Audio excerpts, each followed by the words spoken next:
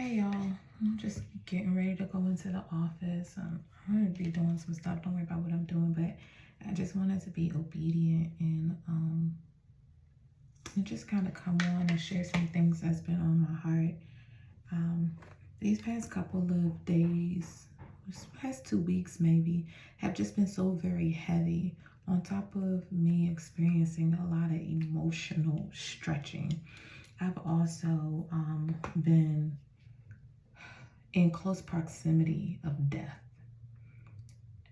I'm not sick or anything like that, but people around me, I am experiencing and watching them grieve. I had a uncle in my family pass away, and a wife is now grieving her departed husband. Rest in peace to Rakia. She went to high school with us. She's a wife and a mother of children, and she's no longer here. And then a few days ago, Jay Peters, who went to undergraduate with us at Bowie State, passed away. And now a mother has to bury her child, and friends have to mourn the loss of their dear friend. And it's very heavy. And a lot of times you don't really wrestle with the length of your life, the quality of your life, until you get to a certain age and you start experiencing people passing away or going into homes or getting sick, but you don't expect somebody your age to go. 33 is a pivotal point, or at least it was for me. And I remember saying, like everybody say, we're gonna call a birthday year somebody's year. And I kept on calling 33 my Jesus year. And I don't know what warped perspective of Jesus that I had, where I thought that it was gonna be a water into wine, riding in on a donkey kind of year. What this year has been a preparation. It has been a year of transition. It has been a year of transformation. It has been a year of transfiguration. It's been a year in the Garden of Gethsemane. It's been a year of sitting with myself and facing what's ahead and having to make a decision to die to myself. I watch people grieve, the people who I've lost over the past 2 weeks, and I think about my mother, and I think about my 2 babies, and I think about the promises of God that have not yet been fulfilled, and it makes me want to weep. It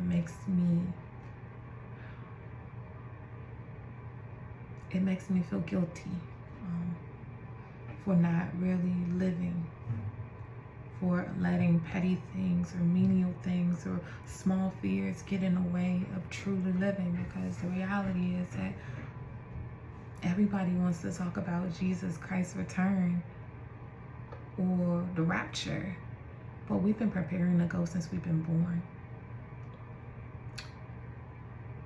And what has your preparation look like?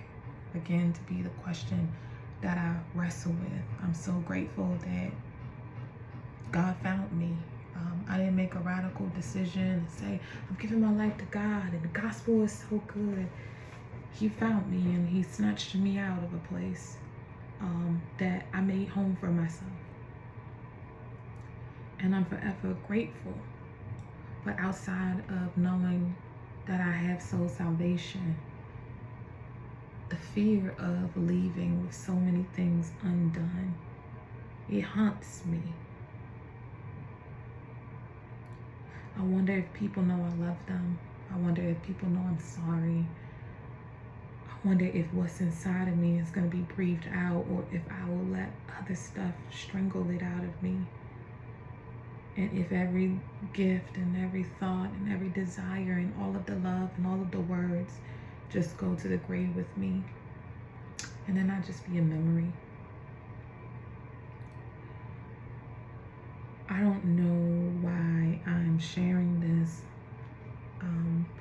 just really feel like there are some people who are just going day by day, hoping for something that doesn't exist. There's people going by day, living well below what's possible for them. There's some people who are going and they're only concerned about themselves and having a good time and looking the part and being something. And we forget that we're here to contribute. We're not just here to be consumers. I don't know what you're called to contribute. I don't know what it is that is placed on your heart as a burden. Maybe it's just to make sure that your family is financially secure. Maybe it's make sure that people don't go through what you've been through. Maybe it's to put a smile on somebody's face. Maybe it's just to survive. But whatever that is for you, I really encourage you to press into yourself inwardly. I was leaving church yesterday and I met a guy at the playground, and he just asked me what my name was, and from him asking what my name was, we ended up having a very deep conversation about where we were from, our backgrounds, our past, being resilient, breaking free out of self-sufficiency. And then I revealed that I was a Christian, and I didn't put any pressure on him, and I didn't demand that he tell me what his standing was. But I wanted to set that context so that he knows that what I'm talking about is rooted in something.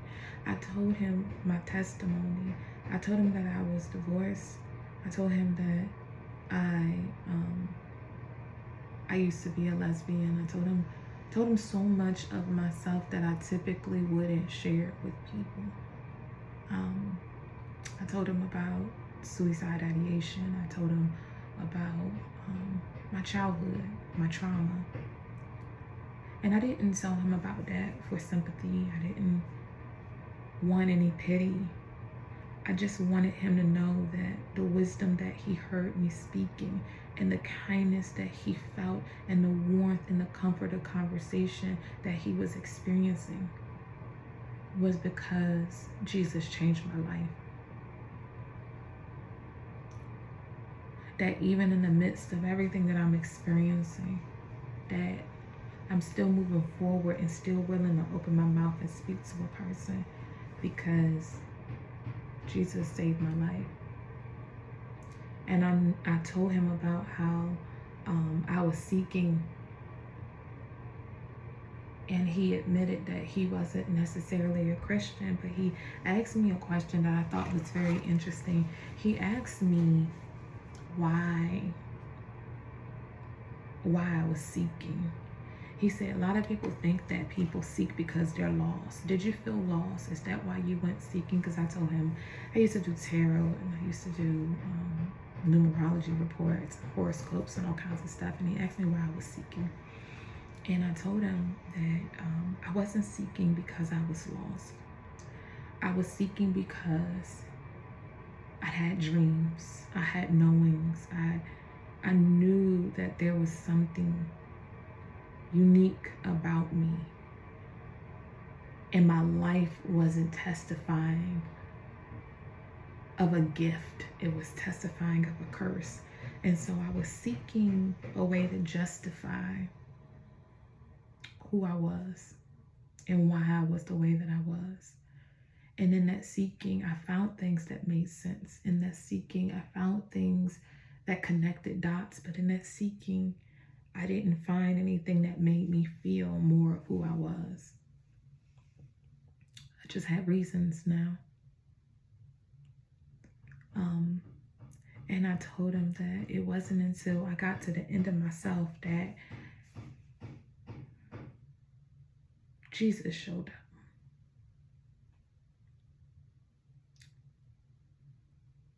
And since I have acknowledged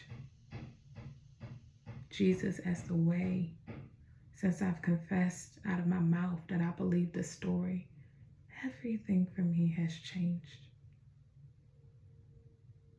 I have hope. I don't have darkness. I feel joy. I feel peace. I feel a lot of things that I've been searching for that I could not find in my own intellectualism. And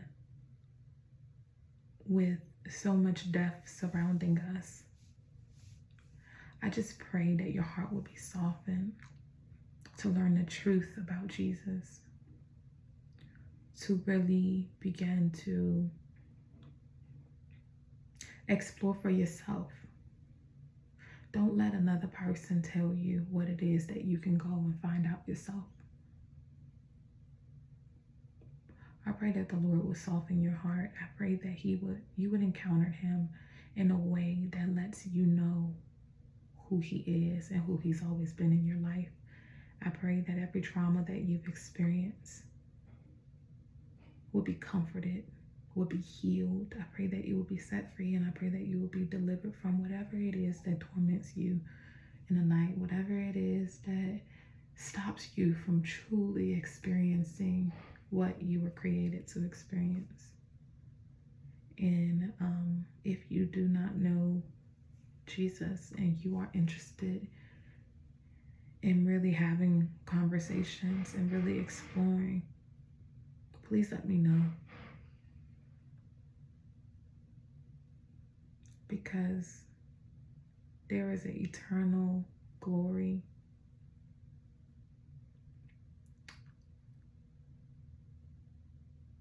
that is in store for you. And it doesn't cost you anything. And you don't have to jump in the hoop. You jump through a hoop. You don't have to roll on the floor 3 times. You don't have to do anything but recognize that we ain't right, and we ain't right without God. And because of that, he sent Jesus, and Jesus died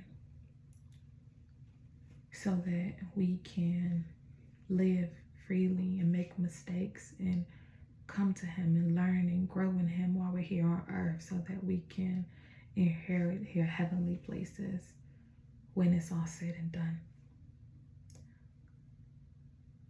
Don't forget that the present is a gift. And while we think we have a lot of time, nobody knows the day or moment. And you want your life to testify of who you truly are inside and what the Lord has placed inside of you. I love you all. I pray that if you are hearing this or seeing this, I pray that the Lord will put a hedge of protection around you and your family, that you would be safe and secure, that you would know him and that you would love him, and that you too will testify.